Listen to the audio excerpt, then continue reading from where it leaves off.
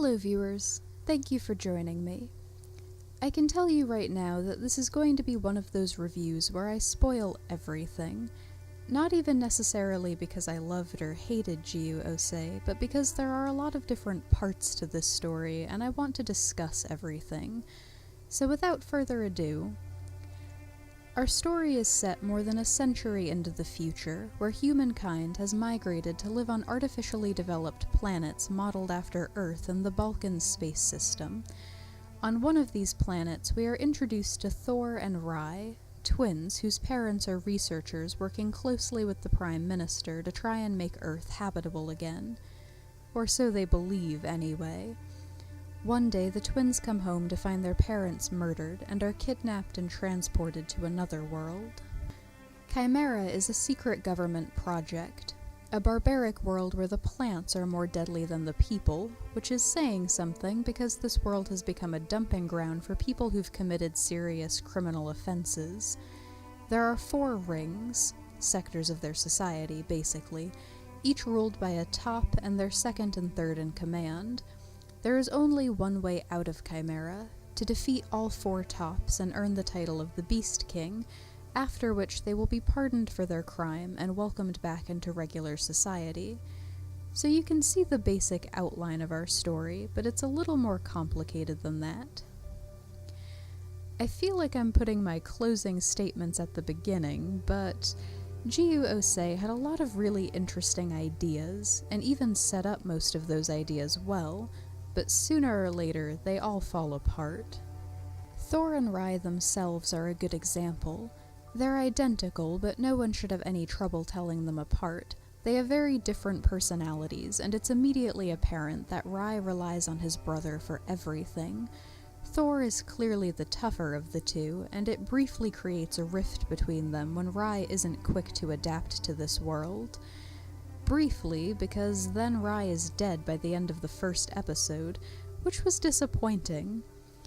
I'll be honest, all the way up to the very end I kept expecting him to pop back up somewhere, that he'd survive somehow and go through his own character arc and end up a stronger person, finally on equal terms with his brother, even if it did all happen off-screen.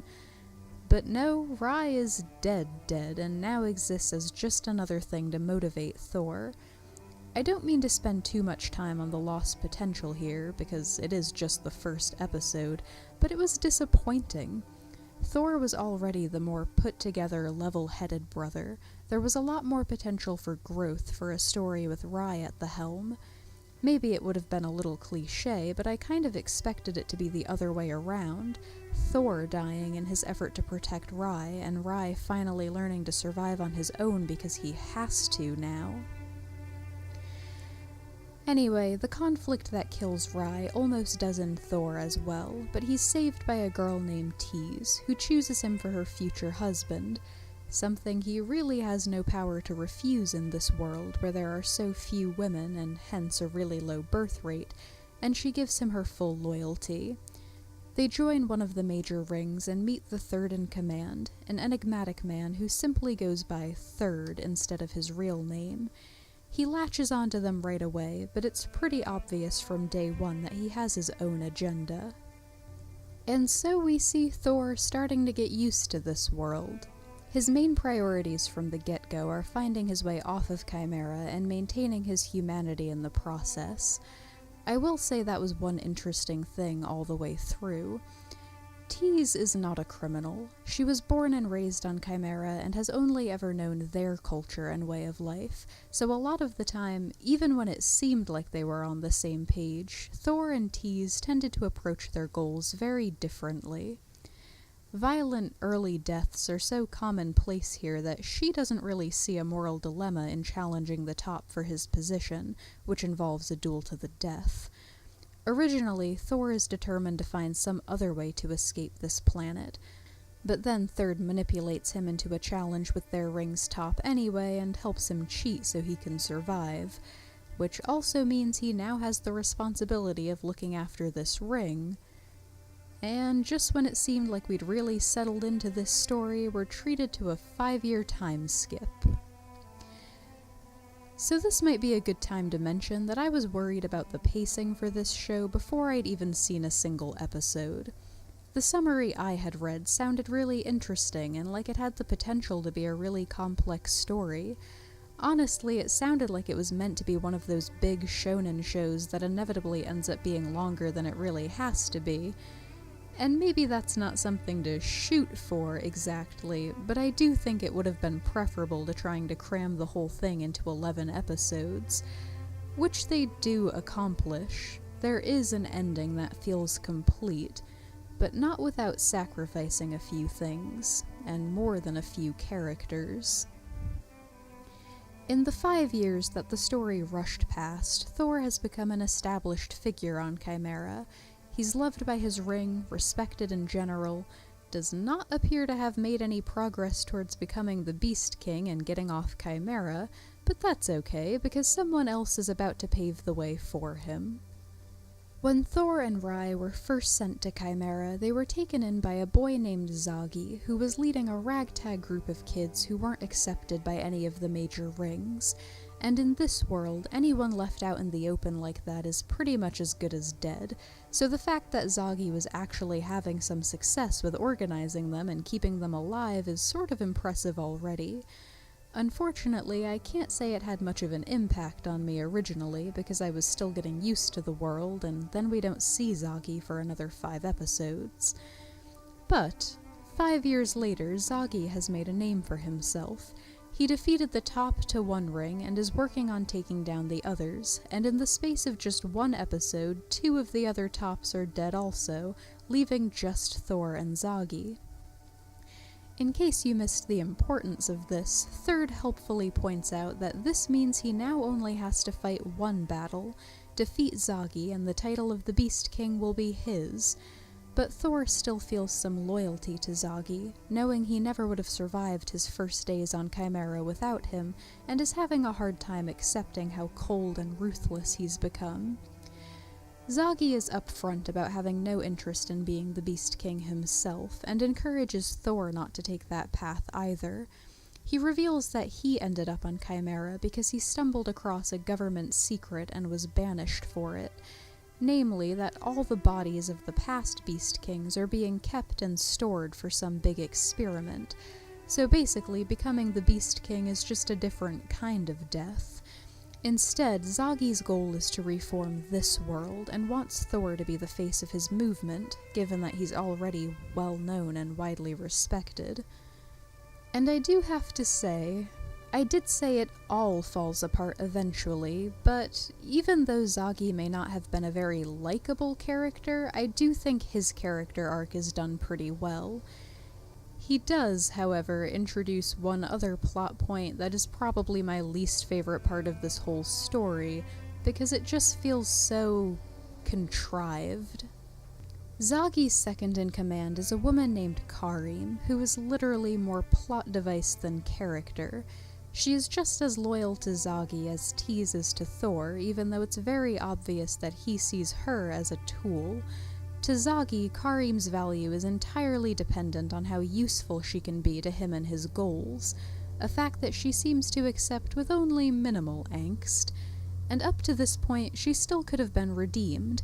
I mean, it's a little hard to buy, because they try to portray her as strong rather than beaten down, but if Zagi had made a huge difference in her life in some way, I still could have accepted this. But they are really, really vague about why she admires him so much. Anytime she talks about her past with Zagi, the full extent of her story is basically just that they met and she was inspired. And maybe the writers didn't want to give Karim and Zagi too strong of a connection, because the next step is to shoehorn in a love triangle between Karim, Thor, and Tease. And once I got over my disbelief that, yes, they really are making time for this when they could be using that limited time to explore the world a little more or something, I was honestly more resigned than angry. For one thing, I do not buy their love story at all. They're acquainted for like 3 days, tops, and nothing about their personalities makes them an immediate fit or anything. Thor develops feelings for Karim because the writers needed to move the plot along, and that's about all there is to it. So that when Third frames Zagi for her murder, they have an excuse for Thor to be so enraged that he forgets that he didn't actually want to fight Zagi, and voila, we have our Beast King. And honestly, I think the worst part of this, other than Karim being a total waste of a character, is that it felt like the writers had something really good set up, and then remembered that they didn't have time to tell that story. Moving along, though, Thor, Tease, and Third are taken up to meet with Odin, the Prime Minister. Third turns out to be a lieutenant working undercover for the government this whole time, which wasn't that much of a twist, honestly. It was always clear he had something else going on. The bigger reveal is that the experiment with the Beast Kings was already underway. Thor himself is a collection of genes they were observing. The theory here is that there must have been something different about the Beast King's DNA itself to allow them to survive and prosper on a world like Chimera. Thor is meant to be proof of this. He and Rai weren't actually biologically related. His genes mimicked Rai's appearance as a survival tactic. His parents were killed when they objected to the next stage of this experiment, bringing the DNA full circle and putting him back on Chimera. The science here is a little suspect without even going into how, without Tease's help and Third's interference, he never would have passed their test in the first place. If you think about it, Third's role should have been to just observe and report back no matter how successful, or not, Thor was. But I'm willing to overlook that in the face of this series' bigger problems. I can buy the premise, at least. The human race on the space colonies has been steadily declining. Low birth rates, lowering life expectancy, and is now on the verge of extinction. Odin and his people are looking to manufacture a stronger human race and eventually turn Chimera into a sort of pseudo-Earth for them to live on. And we know they have the technology for it because all the other planets have been altered in some way already. But then, of course, Odin gets greedy and decides, even though all the pieces are in place for his plan to be a success someday, he needs to see it in his lifetime, and changing Chimera that drastically in such a short time is basically a death sentence for anyone currently living there. And I was actually really excited that it would at least wrap up well. Now that everything he's ever known about his life in the space colonies is gone, Chimera is the only home Thor has, and he has established a life there. And Third's dreams of exploring Earth, which would have been his reward for completing this mission, have also come crashing down, so they band together to infiltrate Odin's base and take out the system, destroying Chimera, sending Tease back to the planet itself to try and save as many people as she can there. And for the first half of the final episode, I was still really optimistic. The way they all banded together to save their world was really empowering and exciting, and Thor had to use some of the lessons he'd learned on Chimera to get through the base. And then, well, I guess the show was always a little trigger-happy with the character deaths, but early on it was a good way to really hammer home how dangerous this new world was, and a lot of the later deaths are important to move the story along. But by the time they're killing off two of the main characters in the very last episode, it just feels a little gratuitous, manipulative, like the story can't be complete if they don't break your heart in the process. And it just didn't have that effect on me, maybe because their intentions felt so obvious. Third was manipulative and looking out for himself first right up to the end. I never got the impression that Thor and Third were really close, and Tease was kind of just screwed over from start to finish. She had a lot of potential to be a strong character. After all, we are introduced to her when she saves Thor's life. And even after she devolved into just a love interest, she had an interesting place in this story, showing off the cultural differences between them, like I mentioned before. They clearly had two different ideas about what it meant to love someone, and while it's kind of unfortunate for her that he didn't love her back, That's fine, he's not obligated to return her feelings. But then she's subjected to a really dumb love triangle and then killed off at the end for literally no reason. I mean, maybe the writers wanted to give Thor a totally clean slate for his fresh start on Chimera, but killing off everyone he was ever close to accomplish this feels like a new kind of harsh. But they do accomplish that. Chimera is safe, Thor resumes his life there, and the rest of humankind is just doomed, I guess. This review got really negative towards the end, but I really didn't hate Jyu-Oh-Sei.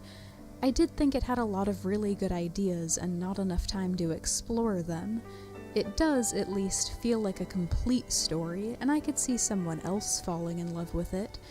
It didn't leave quite enough of an impact on me to be one of those shows I enthusiastically recommend, but if you were to tell me it was being redone, I would definitely watch that. So it's not great, but I wouldn't actively discourage you from checking it out either. Thank you for watching.